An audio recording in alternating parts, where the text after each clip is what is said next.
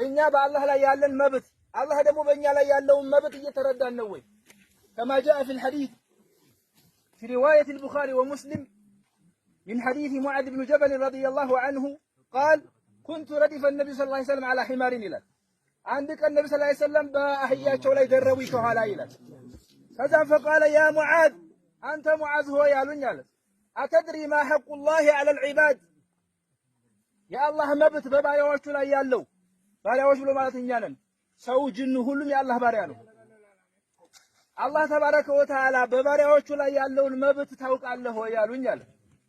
وما حق العباد على الله የባሪያዎችን ሐቅ መብት በአላህ ላይ ያላቸው አላህ ላይ ደግሞ መብት አለን ማለት ነው።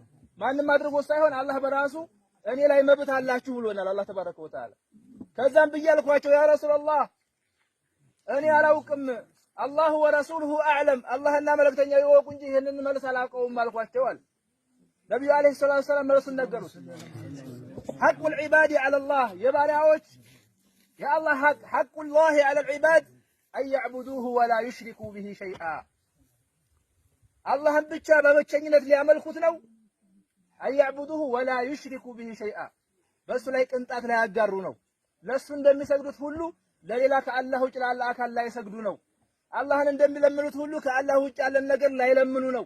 አላህን ብቻ ሊጣሩ ነው። ልክ አላህ እንዳለው ማለት ነው። فلا تدعوا مع الله أحدا ከአላህ ውጭ ማንንም እንዳትጣሩ ይላል። አሐደን አንድንም ቢሆን ይጠቅመናል ይጎዳናል ብላችሁ አስባችሁ ከአላህ ውጭ ያለን አካል እንዳትጠይቁ ይላል። هذا هو التوحيد አላህን ብቻ ነው ልትጣሩ የሚገባው ይላል። አላህን ማምለክ ብሎ ማለት ይሄ ነው። አታርድም ለአላህ ብቻ ቢሆን እንጂ لا يذبح إلا لله لا يستعاذ إلا بالله መጠበቅ የሚለውን ነገር አትፈልግም ከአላህ ተባረከ ወተዓላ ቢሆን እንጂ የሚጠብቀው አላህ ነው ብለህ ማመን ማለት ነው። ይሄ ነው ተውሂድ የሚባለው። ይሄ ነው ኢስላም የሚባለው። የአላህ ሐቅ በባሪያዎቹ ላይ ያለው አያዕቡዱሁ እሱም ብቻ ሊያመልኩት ነው። ምክንያቱም የሰዎች ልጆች የተፈጠሩበት ዋና ዓላማ አላህን በብቸኝነት ማምለክ ብቻ ነው። ይሄን ደግሞ ቁርአን ነው ያለው። ይሄን ደግሞ አላህ ነው ያለው። ይሄን ደግሞ ነብዩ አለይሂ ሰላቱ ወሰላም ናቸው ያለው። አላህ ተባረከ ወተዓላ በከበረ ቃሉ ላይ ምን ይላል? ወማ ኸለቅቱል ጂነ ወልኢንሰ ኢላ ሊያዕቡዱን የሰው ልጅንም አልፈጠርኩም ጅንንም አጋንንትንም አልፈጠርኩም ኢላ ሊያዕቡዱኒ እኔን እንዲያመልኩኝ እንጂ ይላል። አይ ኢላ ሊወሒዱኒ እኔም በአንድነት ሊያመልኩ ቢሆን እንጂ ከማ ቃለ ኢብኑ ዐባስ ኢነ ኩለ ዒባደትን ፊል ቁርአን መዕናሃ ተውሒድ የትኛውም ቃል ቁርአን ውስጥ ዒባዳ የሚል ቃል ከመጣ ማዕናው ተውሒድ አንድ ማድረግ ማለት ነው ይላል። ለዛም ነው አላህ ተባረከ ወተዓላ ያ አዩሃ ናስ ዕቡዱ ረበኩም አለዚ ኸለቀኩም ወለዚነ ሚን ቀብሊኩም ለዐለኩም ተተቁን ያ አዩሃ ናስ እናንተ ሰዎች ሆይ አላል አላህ ተባረከ ወተዓላ ጥሪ ያደረገ ሰው ነን አይደለም ነው ነን ጥቁርም ቀይም አላለም አላህ ተባረከ ወተዓላ ትልቅ ትንሽ አላለም ወንድ ሴት አላለም እናንተ ሰዎች ሆይ አለ እዕቡዱ ረበኩም አይ ወሒዱ ረበኩም ጌታችሁም በብቸኝነት አምልኩት። ያ አላህ ብሎ ማለት ያ የእናንተ ጌታ ብሎ ማለት እኮ እናንተን ያስገኘ ነው። ከእናንተ በፊት የነበሩትንም ሰዎች ያስገኘ ነው። አላህ ተባረከ ወተዓላ ማለት ለኢባዳ ተመላኪና ተገቢው እሱ ነው። ለዐለኩም ተተቁን አላህ የፈጠራችሁ እናንተንም ይሁን ከእናንተ በፊት የነበሩትንም ሁሉ የፈጠረው እሱም በአንድነት ልታመልኩትና ልትፈሩ ዘንድ ነው ይላል። ወለዚ ጀዐለ ለኩም አልአርደ ፊራሸን አላህ ብሎ ማለት መሬትን እንደ ምንጣፍ ያደረገላችሁ ወሰማአ ቢናአ ሰማይን ደግሞ እንደ ጣራ ያደረገ አላህ ነው። ወአንዘለ ሚነ ሰማኢ ማአን እንደዚሁም ደግሞ ከሰማይ ውሃን ያወረደም እኮ እሱ ነው።